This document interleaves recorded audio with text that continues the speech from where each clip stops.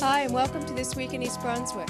This week, the actors at Playhouse 22 are perfecting their skills for production, which opens December 29th.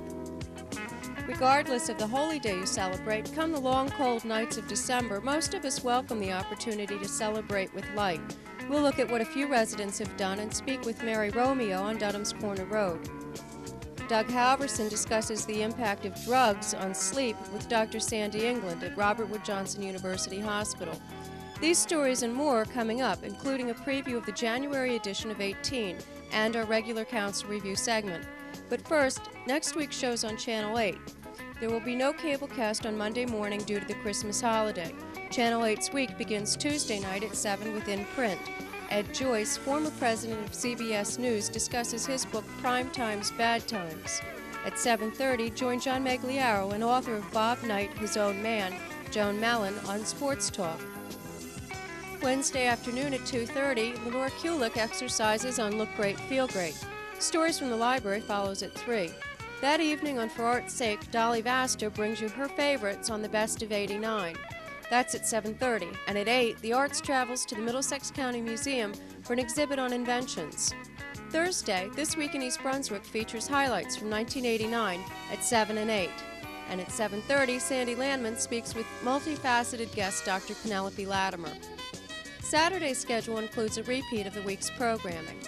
And just a reminder for all residents, the library is closed on Sunday, December 24th, Christmas Eve, and Monday, December 25th, Christmas Day. The staff of Channel 8 wishes you a happy holiday season. Teenagers in the county and East Brunswick have the opportunity to participate in the arts through the State Teen Arts Program. Stuart Davis discusses the program on the January edition of 18. Just to get in a little Sure. bit so we can talk, because we're going to hear you play in a little while. How has the arts been important in your life? Well, basically, I've met a lot of people when I've been selected to play in the advanced orchestras.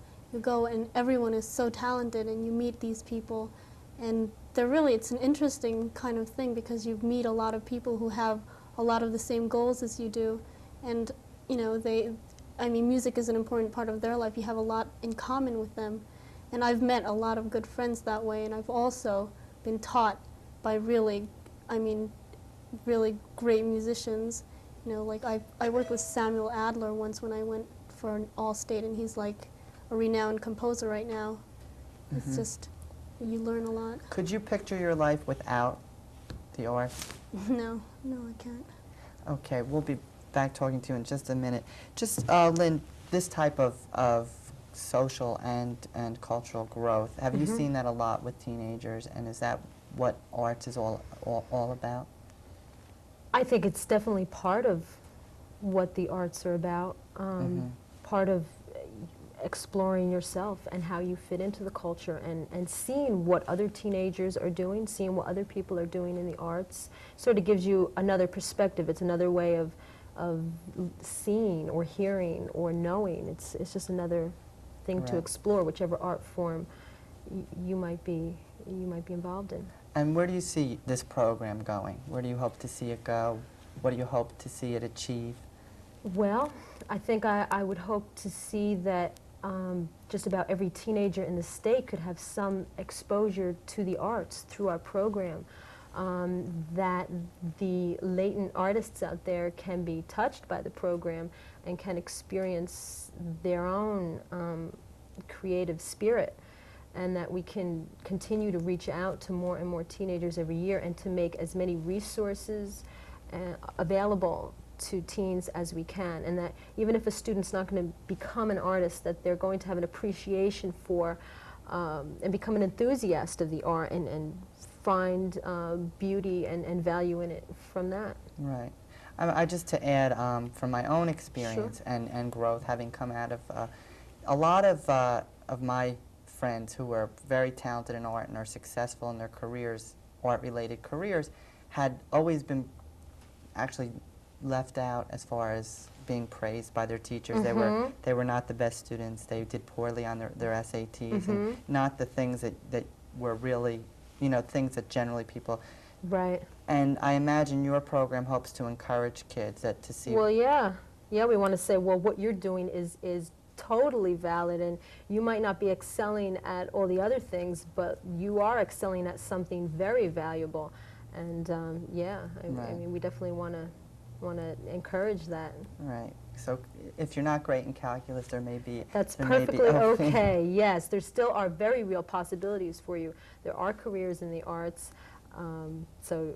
And I'm sure your program would be a place to call for information on. Absolutely. On Shall careers I in give the arts. number? Yeah, why don't you give the number? And Sure. at the end of the show, I will give it again, and we'll put it up on the screen. Okay. But you can give it verbally now. Okay, the number of the state program office is area code 201-745-3898. And we can answer, any questions that you might have about where or how to get involved in teen arts, and especially through Middlesex County. You can call us. And now we're going to hear non-play Concerto No. 5 from Mozart in A major. So stay tuned, and we'll be back with 3 more East Brunswick High School students who excel in the arts.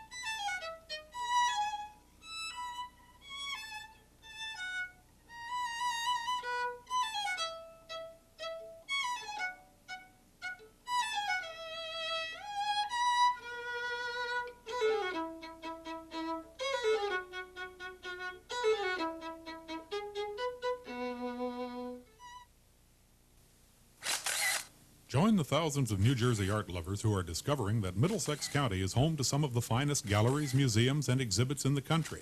Many distinguished visual artists and craftsmen work, live, and exhibit their work right here in central New Jersey. That's right, visual arts and museum-quality crafts can be seen without the inconvenience of the New York trek. For information on the museums, arts organizations, or current exhibits near you, call the Middlesex County Cultural and Heritage Commission at 745-4489.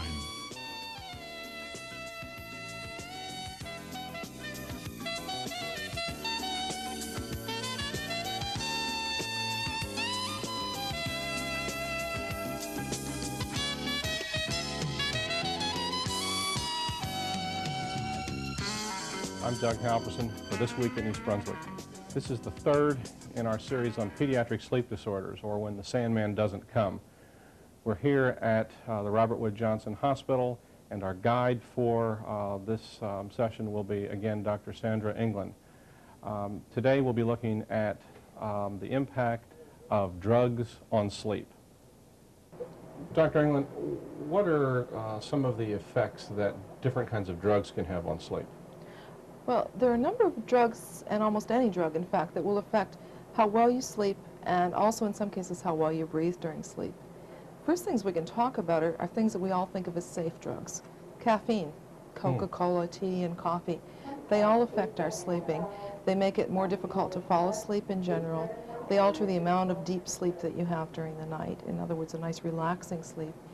And secondly, they will also sometimes disrupt the dreaming pattern and cause you to feel not well rested at all in the morning when you get up. Another drug, I guess, that none of us really consider as a drug is alcohol, and that can have profound effects. In fact, we first learned about the problems of alcohol from wives complaining about how if their husband had had a couple beers before he went to bed, he snored really badly during the night, and his problems seemed to get worse under these circumstances.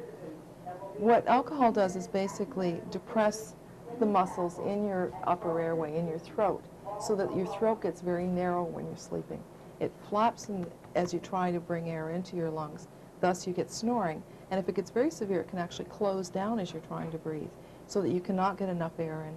This leads to constant disruption of your sleep during the night. You keep having the little micro-arousals or little waking up that we've talked about before that you don't remember in the morning. So alcohol can be a real problem.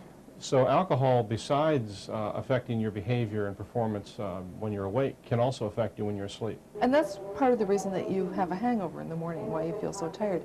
But it's not just over drinking. It can even be to having 1 or 2 drinks before you go to bed at night. That in some people who happen to be prone to problems of collapsing of the throat during the night, that'll happen more frequently in them if they happen to have a drink before they go to sleep. Mm-hmm. How about sleeping pills? A lot of people take sleeping pills on the prescription of their physician. What's the impact of this? Well, sleeping pills are designed to make you get a good night's sleep, but in fact they alter the way you sleep. Almost all the sleeping pills on the market today decrease the amount of time you spend in rapid eye movement or dreaming sleep. Therefore, when you wake up in the morning, you don't feel as well rested. The restorative processes that normally happen during sleep are not as complete if you don't go through this rapid eye movement or dreaming phase in your sleep. And in fact, they can mask an underlying problem that really has to do with disruptions of the sleep phases. So prolonged use of them is not a good idea in most circumstances. Dr. England, we've spoken about caffeine and alcohol and sleeping pills. What are other classes of drugs or other kinds of drugs that can affect sleep? Well, the other drugs that affect sleep are also drugs that we normally think of as street drugs. Narcotics, cocaine, crack. Normally, the people who take these drugs will see nothing wrong with their breathing during the day, with their functioning, at least to some extent during the day. However, when they go to sleep, 2 things happen. One is that these drugs all alter the way our brain functions. And the brain does not function as well during sleep if you happen to be taking these drugs. So you don't go through the normal sleep restorative processes. Secondly, what happens is that you don't breathe as well when you sleep. So your blood tends to not be oxygenated as well as it should be. And you can have, in the end, some very severe problems from these recurring episodes of not breathing well during the night. The other time that such drugs are a problem is actually during withdrawal from the drugs. Because as the brain no longer has these drugs available to it, it actually does not function very well for a rather prolonged period of time. This can lead to 1 or 2 effects, either a complete inability to sleep during the withdrawal process, or constant sleep, so that the person cannot function normally during the day at all. They're tired constantly and they just want to spend all their time in bed. Dr. England, thank you for your time and for your interest in this topic. I'm Doug Halverson, Director of Consultation and Education for the Middlesex County Mental Health Clinic for This Week in East Brunswick. Thanks for watching.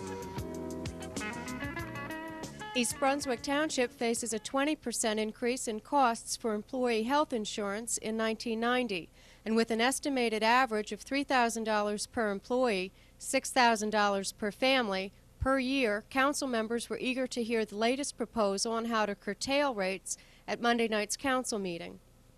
Consultant Ray Messier was on hand along with Township Administrator Jack Coughlin to outline the proposed package, which would make IDA and Safeco the new carriers for the coming year.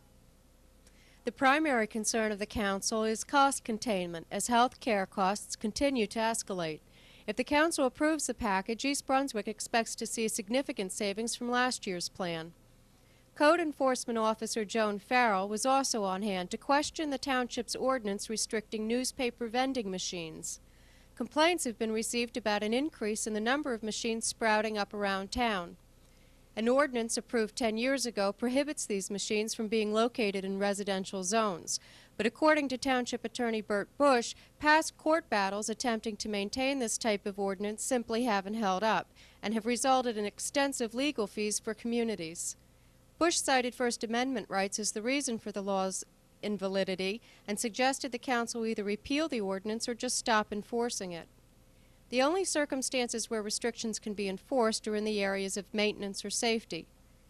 During the public portion, a resident voiced his complaints about truck traffic on River Road, particularly during evening hours. Noise, vibrations, and speed are the major problems since the tonnage limit on that road was increased. The council is considering lowering the tonnage limit to 4 tons and recommending alternate routes for truckers coming from neighboring towns such as South River. The problem will be forwarded to Safety Director John Cross for his recommendations. And Christmas tree vendors may be preparing for tree sales even earlier in 1990 as the township attempts to better enforce regulations for this holiday business. Joan Farrell cited safety as the basis for licensing vendors. The current procedure calls for vendors to obtain a permit from the planning board. Because of the board's tight schedule, tree vendors must apply for a license months in advance. Many simply fail to do so. The council is investigating the possibility of having permits issued departmentally pending review by the township's public safety department, a procedure currently used for other seasonal vendors. Can you read this sign? 3 years ago, I couldn't either. I needed help with my reading, but I didn't think anyone could help me. Then I heard about literacy, volunteers, or Middlesex. They gave me a free tutor. Today, I can read almost anything. If you are ready for help, call us. I am living proof this program works.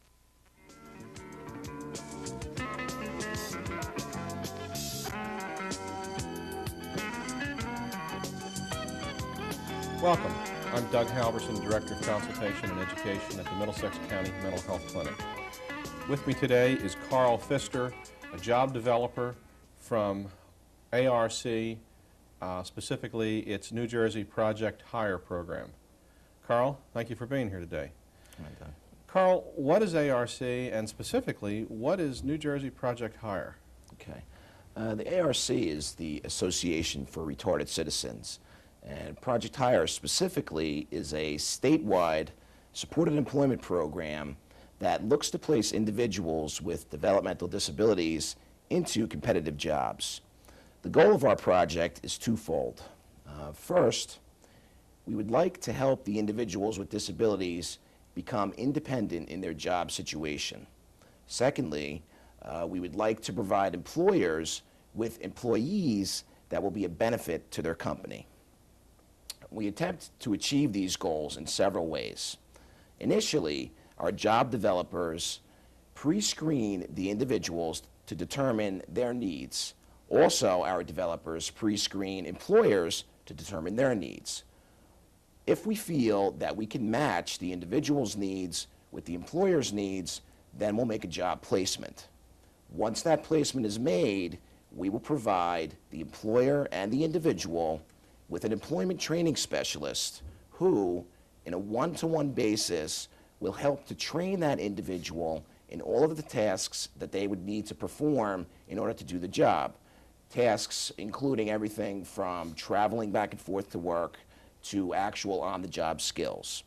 Once the individual is performing the way everyone would like them to perform, then the employment training specialist would provide the employer and the individual with lifelong follow-along support services.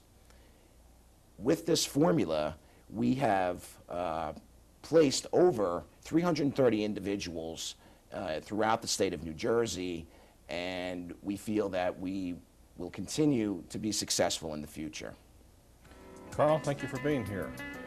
With me today has been Carl Pfister, a job developer from ARC, New Jersey Project Hire.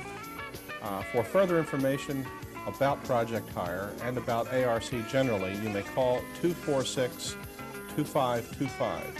246-2525. I'm Doug Halverson, Director of Consultation and Education at the Middlesex County Mental Health Clinic. Thank you for watching. Hi, Welcome to Playhouse 22. I'm Angela Dole, producer and stage manager of our newest production, Something's Afoot. It's a musical murder mystery, and the audience gets to guess who done it. The show's directed by Bill Sesselberg with musical direction by Dimitri. Our show opens December 29th and runs through the month of January till January 28th. Our ticket prices are $10 with half-price tickets for seniors and students on Friday evenings and Sunday afternoons. Our shows are 8:30 on Friday night and Saturday night with 3 p.m. matinees on Sunday. Our shows are starting to sell out quickly, so if you want tickets, call us at 254-3939 and leave a message on our machine. This is our set. There's all kinds of interesting things that happen around here. We even have an old-time gramophone and some very interesting special effects. But we don't get to tell you about them yet. You have to come to the show to see all the special effects and find out who done it for yourself. I owe it all to Agatha Christie and Arthur Conan Doyle, Charlie Chan and Mary Roberts Reinhardt taught me criminology. It's definitely a fine art with a nod of the head to William Shakespeare. That witch's brew contained a clue or two.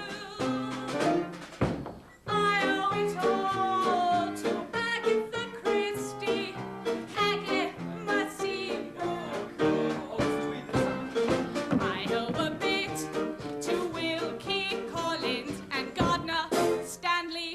Oh, I have learned detection from the masters. When a culprit's on the loose, I'm not a novice at deducing what, where, and why, and who has done it. But I must give my mentor her due. Agatha Christie, I get a bit misty, thinking what I owe you. Push over a gentleman with panache, like the man with the ginger mustache.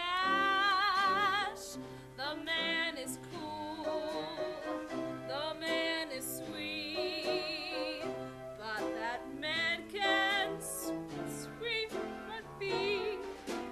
Wits can give a girl a rush, like the man with the ginger mustache.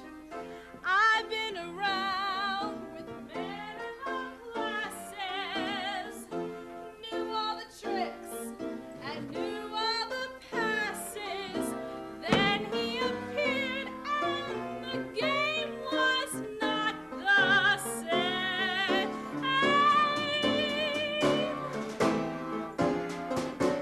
This was a dame he knew he could tame. Shame, be trying, he treats me wrong, and it's my season for stringing along. Hey girl, I'll hang on till the crash. Loving that man with the ginger mustache, and cool and passionate, she's irrational, potent. Man with the ginger mustache got me going around and around. Can't keep both of my feet on the ground. Love that little mustache.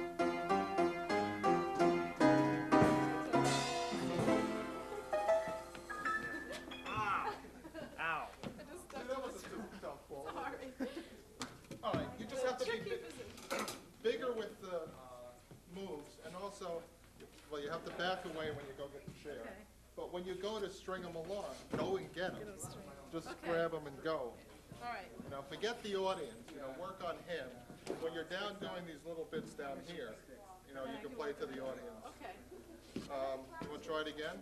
All right. Okay. Considering the way he died, I don't think he was suicide. Considering the way he died, I don't think it was suicide. The situation's not the best, but someone is, so we can guess. Without a quiz, that something is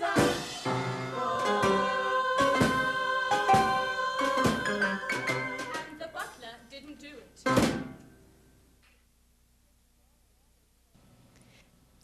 Kids of all ages are excited about the upcoming holidays, and some enthusiastic folks in town began preparing for them before Thanksgiving.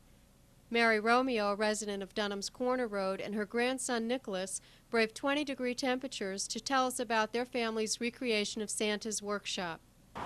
Mrs. Romeo, when did you start putting together these decorations? Oh, we started about right after Thanksgiving. How long have you been doing it? Quite a few years. We started off just with the Santa Claus, and then each year we added on one extra piece, and now we're up to 2 houses, as you see. It started in our window in Brooklyn, our big front window, and then when we moved out here, we started making it for outside because it got too big. What did the neighbors think? Well, they all love it, and it's basically we do it for the children, because just to see them come and see the smiles on their faces is why we really do it. Everybody, my husband, my son, myself, my daughters, everybody chips in and gives a hand. And even Nicholas helps with his toys. That's Santa Claus's workshop. That's supposed to represent him making the toys, and basically Nicholas tells me what Santa Claus is supposed to bring. And this is a young lady coming to Santa Claus for her toys and for her little girl in the sled. If we keep adding on more and more pieces, we're eventually going to end up taking the whole lawn. Mary said her wish list includes a wish that all of her neighbors would celebrate the spirit of the season, whether they observe Hanukkah or Christmas, by filling the street with light. Her neighbors around the corner on Farm Circle Road and Center Street certainly share her sentiments. They've invested a small fortune in children's snowsuits alone. Again, best wishes for a bright and cheerful holiday from the staff at the library and Channel 8.